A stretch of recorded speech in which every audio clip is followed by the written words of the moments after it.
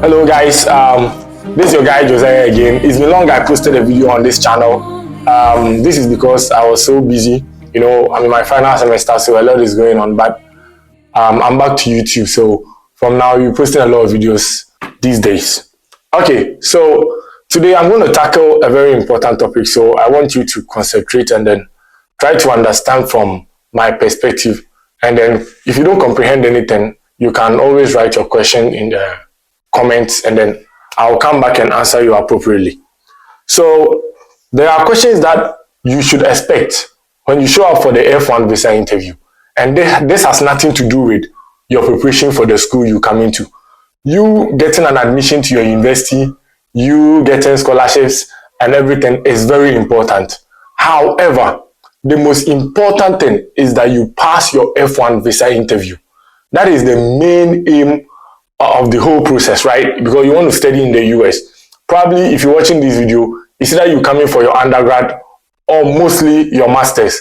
So if you are coming for your master's in the US, definitely you've been to the university before. This is not your first time applying to a university. So definitely you have some experience with applying to your school and everything.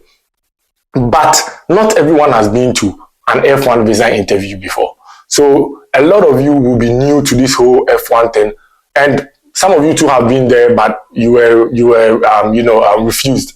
But that doesn't mean that's the end of the story. You can still go and then get your visa. You just have to do it the right way. So in today's video, I'm going to show you how to go about answering the questions. But before I even go into that, I want you to know that you being successful at your F1 visa interview is 90% how you act when answering the questions. And then 10% your answers to the questions. Okay, so how you act when giving answers to the questions will determine whether you'll be approved for the visa or not. Because these consulars, they can read body language, they can read confidence. That is what they are trained for. They can read whether the student is bona fide or not. And you being bona fide or not depends solely on your confidence and then how precise you are with the answers to your questions. Okay, so they are very clever. You don't just walk in and act anyhow, act fearful and all that and expect to be approved. Okay, so it's 90% how you act when answering the questions and then it's 10% the answers you give. So before we even go into questions and stuff, I want you to have that at the back of your mind. And we're going to talk on that and I'm going to teach you what to do in that situation. But first of all, let's go to the questions. So the first question that I'm going to teach you how to answer today is, why did you choose this specific university or college? Now, in such a situation, we are looking at you discussing your reason for your choice, such as the school's reputation. We are also looking at specific programs that the school offers. Okay, we are also looking at the faculty, the campus facilities, and the location.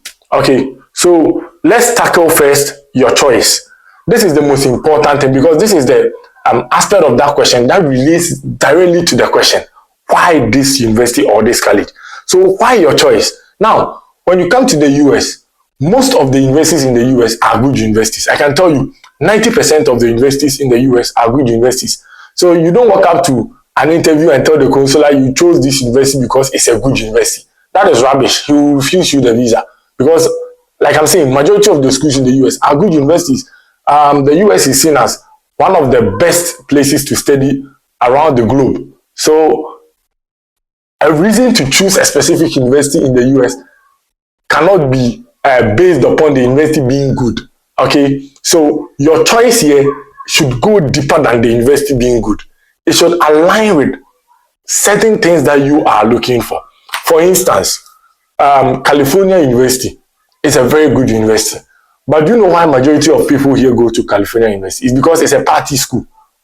They party a lot. Like, they party like every day. So if you are to walk in front of a consular and he asks you, okay, so why this school? And let's say you're going to California State University. And then you are like, oh, I'm going to California State University because it's a good school.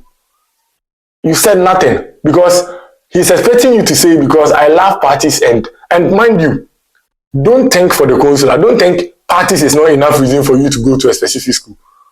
What you should know is that Westerners think different from how we Africans think. partying is a reason to go to a specific university. It doesn't mean you are not a serious student, but every university has a vibe. Okay, the fact that you are coming to the US to study doesn't mean you are always learning. It doesn't work like that. In actual sense, university education is more based on socialization, the friends you make, the business connections you make, the job relations you establish whilst you are in school. Little emphasis is actually made on what you study in school, especially in the US. It's a lot of things that people go to school for. So when the counselor asks you, let's say you are going to California State, why this school? Everybody knows Chico State is one of the most partying schools. Okay, so if I say Chico State, I mean California. So Chico State. So you can say, oh, I'm someone who loves partying a lot.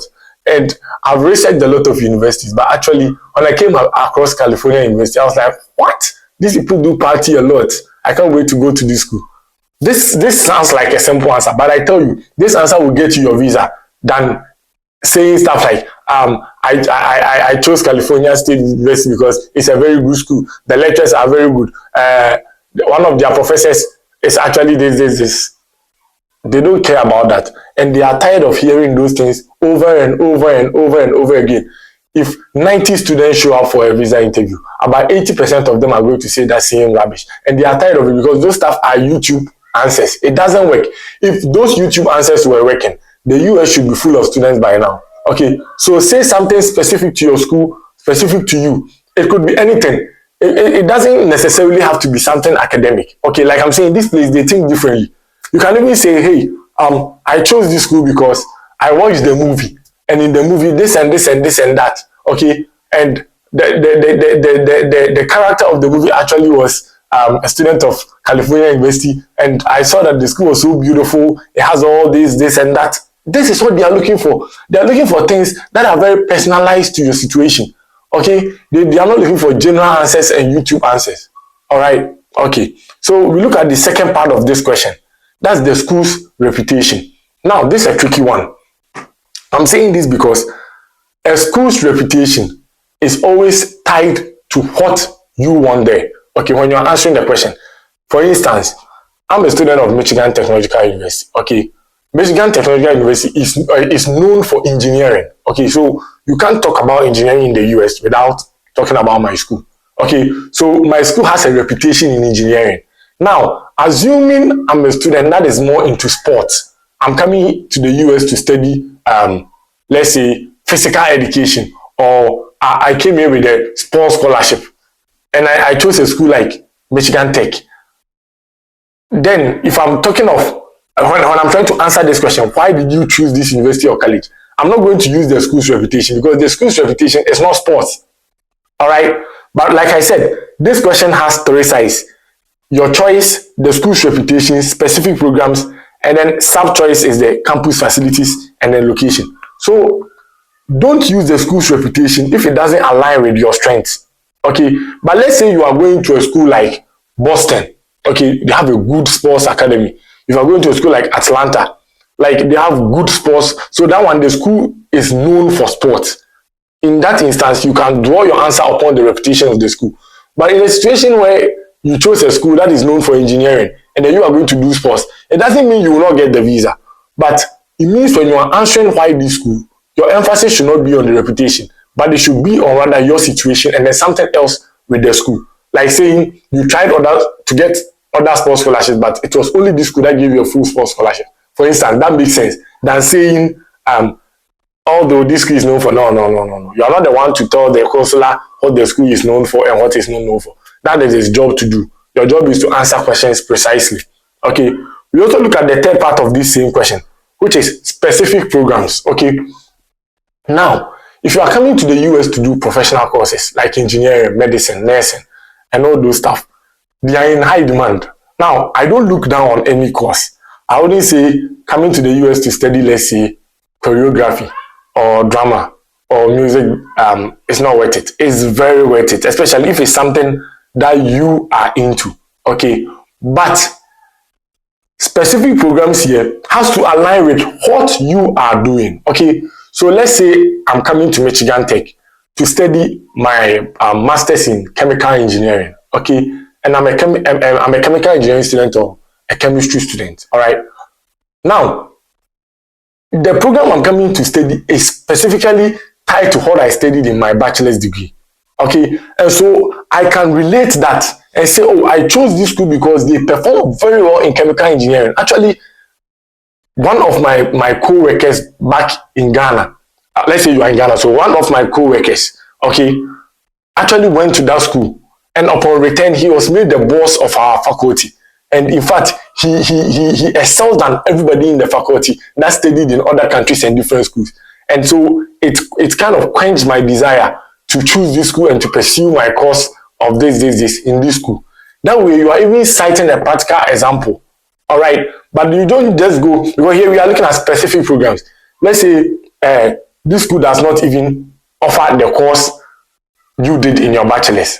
Okay, so you are actually branching to do something else, and then you go there talking of something else, then it's not going to line up. All right, okay.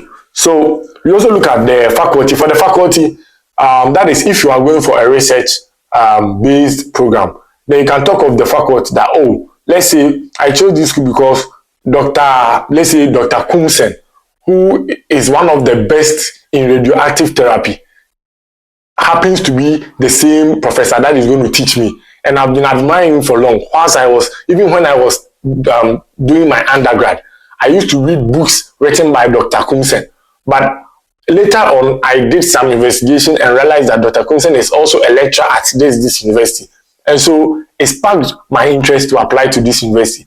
And this. You know, that one, you are having a practical relation to the faculty.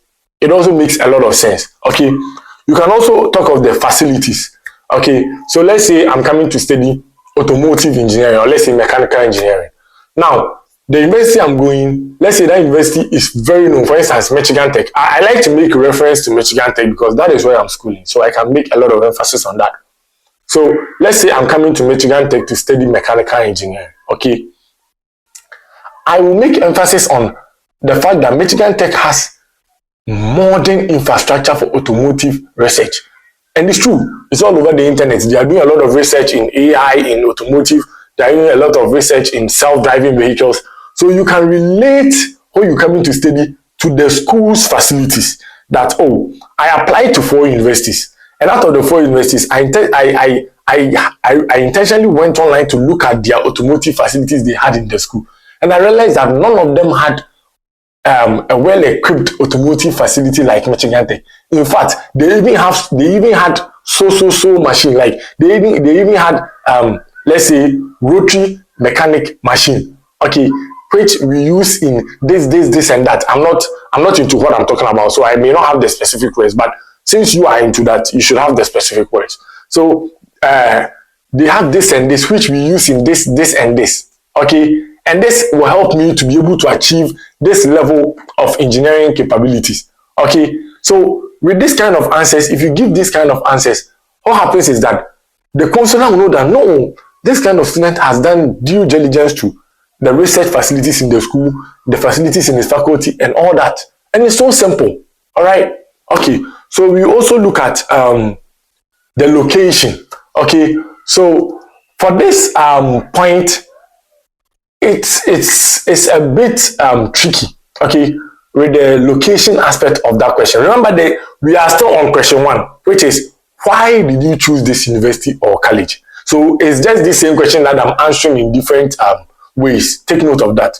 And make sure, if you're watching any of my videos, have a pen and a book handy. So whatever I say, that is very important. Try and jot it down because it's very easy for you to forget. So looking at the location part is a very tricky aspect. Okay, so let's say Michigan Tech, where I school, is located in the northernmost part of the US, and it gets so cold there. In fact, it gets so cold, it snows a lot. But guess what? It is very close to Lake Superior, which is the biggest lake in the world. And guess what? The place is so peaceful. For over 5 years, there hasn't been any crime in that area. You can imagine, people don't even lock their doors. Whenever I park my car there, I don't lock it. Okay, so these are stuff that pertain to that location. So if I were you, and let's say I'm being asked why Michigan Tech, and I decide to go with the location aspect, I can say I chose Michigan Tech because Personally, I'm someone that like to be in a peaceful environment and quiet environment because I am able to learn effectively in such environments. Looking at the information I got online, I realized that Michigan Tech is located in Houghton, which is in Michigan, the northernmost part of Michigan. And this place is so quiet, peaceful, safe, and relaxing. In fact, I can't wait to study there because I watched some videos about the school and I realized that even the students there do not lock their doors. You can imagine. So I really like the place for how peaceful it is. You see how personable this answer I gave is. That is what the counselors are looking for. They are not looking for these kind of, because the school has big library. Who even goes to the library these days? Everybody is using electronic stuff, PDFs and stuff. Okay, so we're done with question 1. We're going to go to question 2. Okay, so jot question 2 down. What is your intended measure or field of study? Okay, so in question 2, what we're going to do is we're going to explain your chosen field and why it interests you. And then we're also going to mention previous experiences and coursework that are related to the major we chose. Now listen, when you are asked what is your intended major, remember before you went for the interview, you filled a DS-160 form. So the counselor already has that information of the course you are going to study. So when you are asked what is your intended major or field of study, you don't just go, I am coming to study Masters of Phonetics. That is very vague. If I'm the counselor, I'm going to refuse you immediately because he's asking you what is your intended major or field of study. This question is very tricky. Actually, what he is asking you is 1, that explain your chosen field, okay, and why it interests you. And also, he's telling you to mention any previous experience or coursework that you have done that is related to your field of study. So if I were you, if I'm asked what's my intended major of study, okay, so I'm coming to the US to study engineering management. Engineering management is something that I have always admired. Okay, I studied mechanical engineering back in my undergrad, but after graduating, working in a few jobs in so company, I realized that I lacked requisite skills in leadership, management, and other aspects of let's say supervision. Okay, but as I met other people in my company, I realized that the people that had knowledge in engineering management excelled a lot at project management. And so I decided to pursue a course that is going to give me the requisite skills to enhance my leadership skills, to enhance my accountability, and to enhance my managerial skills. Now, if you say this, that is the answers they are looking for. Okay. 2, you have to mention any previous experience. You remember in my answer, I said when I completed university, I was working at this place, that place, and the other place, and then it helped me to decide to study this course. You get it? Okay. So we're also looking at if you have done any coursework related to it. You can say in answering this same question, remember the question is, what is your intended major of study or your field of study? Okay. You can also go back and say that, oh, I'm coming to study Masters of Geological Engineering. I'm studying this course because back in my undergrad, I took a course in, let's say, I didn't do mining engineering, but let's say I took a course in, let's say, rocks.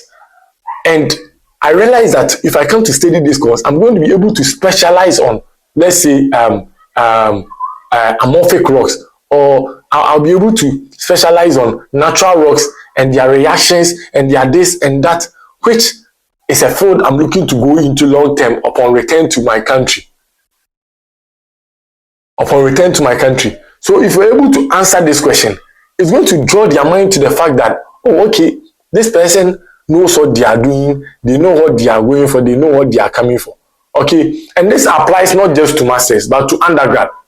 If you are an undergrad student coming to study in the US, you can also be like, oh, I'm coming to, let's say I've been asked, what is your intended major or field of study? I am coming to study Bachelor of Computer Science. I chose to study computer science because right from my time in high school, I was always fidgeting with computers. You can imagine I studied programming by myself just on YouTube, and I even got an award for robotics programming.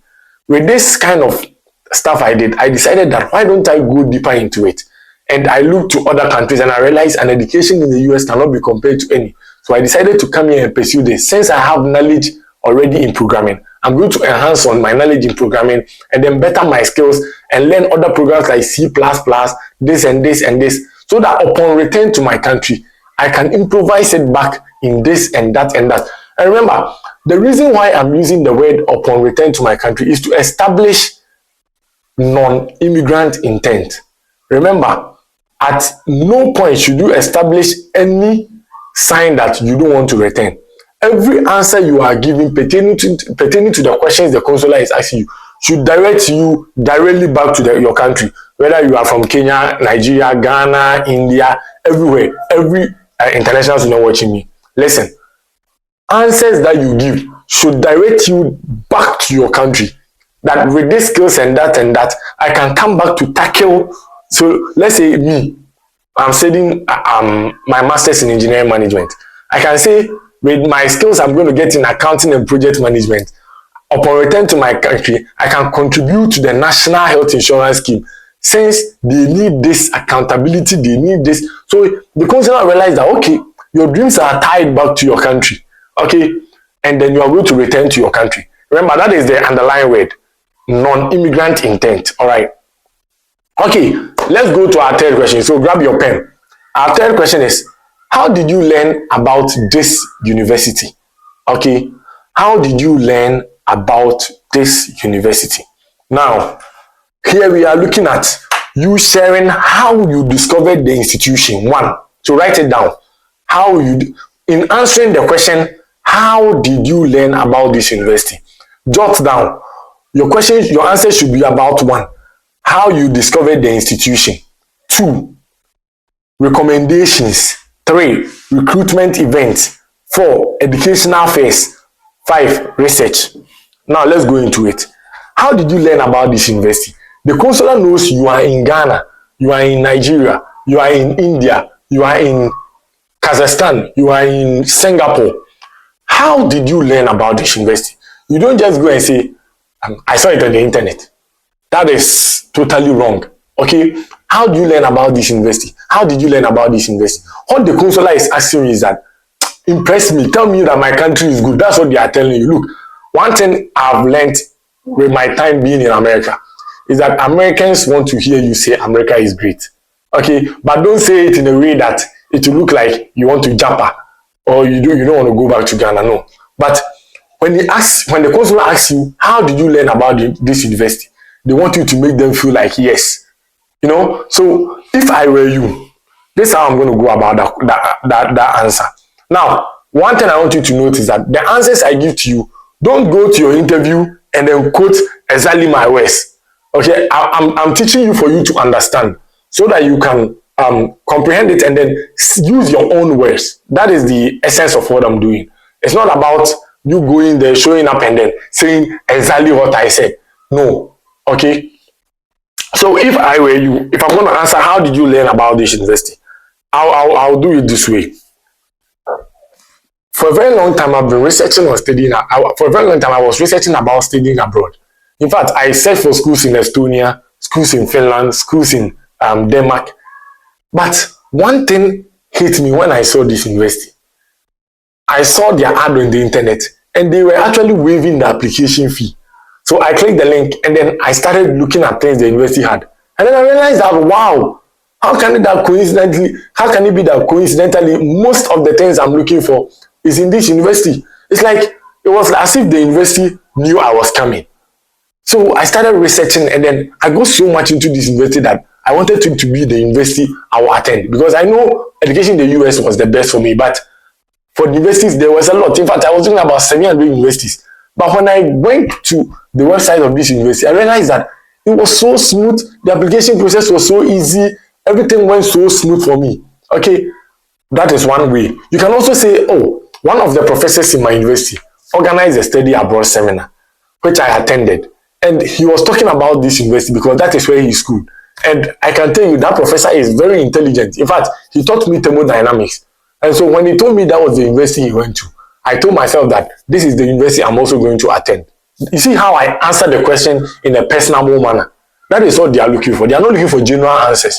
Okay, so I'm trying to create the idea for you so that you don't just cram the answers. Okay, I want you to answer the questions from a point of understanding. All right, okay. Now we go to our third question. So grab your pen again. Sorry, our fourth question. So grab your pens again. What are your academic qualifications? Now, this question is a very tricky one. A lot of students, I can tell you 90% of students fail this question. When you ask them, what are your academic qualifications? The next thing is, I have completed my bachelor's degree. Bro, that's not what they're asking you. You ask people, the next thing is, what's your academic qualification? I have a master's degree. Bro, that they know you have a master's degree, you submitted a DS 160, they know that. Okay, but this question they are asking you, this is how we are going to answer it. First of all, grab your pen. Right, highlight your educational background. That's one. Two, highlight your grades. Three, highlight if you have any test scores you've taken like TOEFL, IELTS, SAT, GRE, and then most importantly, highlight any academic achievements. Now, if I were you, look at how I'm going to answer this question. Okay, what are your academic qualifications? I'm going to tell you, I have a Bachelor of Science in Mechanical Engineering from Kwame Nkrumah University of Science and Technology. Actually, I was one of the best in the school, and also I was inaugurated as national best robotics student in Ghana's national robotic this and that and that. That is what they are looking for. They are saying impress me. That's what the counselor is telling you. He says impress me within 30 seconds about what you have done with your life. That is what they are telling you. They are not telling you to tell them, I have a master's degree. No. So when you ask the question, what are your academic qualifications? That's what I'm saying. First of all, highlight your educational background. That is, let's say I have a bachelor's degree, a bachelor of science. Be specific. Don't just say I have a bachelor's degree. I have a Bachelor of Science degree in, let's say, mechanical engineering. I was one of the best in thermodynamics, and so it won me a credential of this, or it won me an award of this. And listen, when they were giving you the award, I wasn't there. The counselor was not there, so you got the award. Tell him you got the award. All right, okay. And you can also highlight your scores. That, for instance, I have a bachelor's degree. I also wrote the GRE, and I had a score of. Now, only mention your score if you have great scores. If your score was not good, no need to bring it, because remember, your visa interview is very short, and so within this short time, you are try to give only positive things about yourself within this short time, because most of the visa interviews are not going to last more than 5 minutes. So within the short time that you have to impress the counselor. All right, okay. So grab your pen. You're going to our fifth question. Now, with this fifth question, I want you to breathe in and then breathe out, because it's one of the major questions that students fail at. Okay, it's one of the major questions that international students fail at. The fifth question is, who is financing your education? Oh my God, this question needs a whole video on itself, but I'm going to be as brief as possible, but I'll hit it on point for you to really understand this question. Who is financing your education? Now, jot these down. First of all, provide details of your sponsor. 2, you have to specify whether it's family or not. 3, if you have any scholarships, you have to talk about it. If you have any loans, you have to talk about it. And be ready to show financial documents. Now, let's go deep. The details of your sponsor. Listen, these white people in the consulates and in the consulates that you go for your visa interview, remember, they live in the country where they are interviewing. Okay, so if you stand before a consular in Ghana, that consular lives in Accra. He knows Ghana as much as you know. He knows Ghana is hard, just like you know. And he knows your uncle will not pay $40,000 for you to school in the US. He knows your grandfather will not sell his house to take you to university. The consular knows. And you don't have to make those kind of mistakes. Okay, if your uncle's bank statement has $60,000, you don't show up at an interview and say, let's say your tuition is $40,000 and your uncle's life savings is $60,000. The consular is in Africa. He knows no uncle in Africa will use 80% of their life savings to pay tuition for their nephew. It doesn't make sense. Okay, let's say your uncle showed a bank statement of $500,000. then it's possible your uncle will pay your tuition of $40,000. You know what I'm trying to say? But if you bring a statement of your dad showing $80,000 and your school fees is $40,000, yes, your dad can sacrifice even all his income to take you to school. That one makes sense to the consular, because in the African system, your dad is responsible for your education. So they know that, okay, if it's your parent, your mom or your dad, or your sibling, let's say your sister, it's possible they can use 90% of their bank statement to fund you. They can use 90% of their entire savings to fund your education. That's possible. But you don't show up with a statement from your grandfather or your uncle saying he's going to use all the money in his bank account to fund your education. It doesn't work that way. So let's take note of that. Also, we're looking at the sponsor details. Okay, how you answer this question, you have to be like, okay, let's say my dad is sponsoring me. The counselor asks me, how are you going to finance your education? One, make sure you mention how much you are paying. So my total cost of attendance. Now remember, when we say total cost of attendance, it doesn't mean the money you are going to spend entirely to take your course. No. In the US, academic tuition is referenced to 9 academic months. Okay, so whatever you talk of should be your expenses in a year. Okay, so let's say my expenses in a year, tuition and everything, is $40,000. When I'm asked how I'm going to finance my education, I'll be like, my total cost of attendance is $40,000. My dad is going to pay my tuition and everything, and he was responsible for taking care of me in my undergrad, and so he is also going to take care of my masters. It makes sense. It's your dad. It makes a lot of sense. But make sure you talk about who your dad is. That's the details of the sponsor. So my dad is going to take care of my education.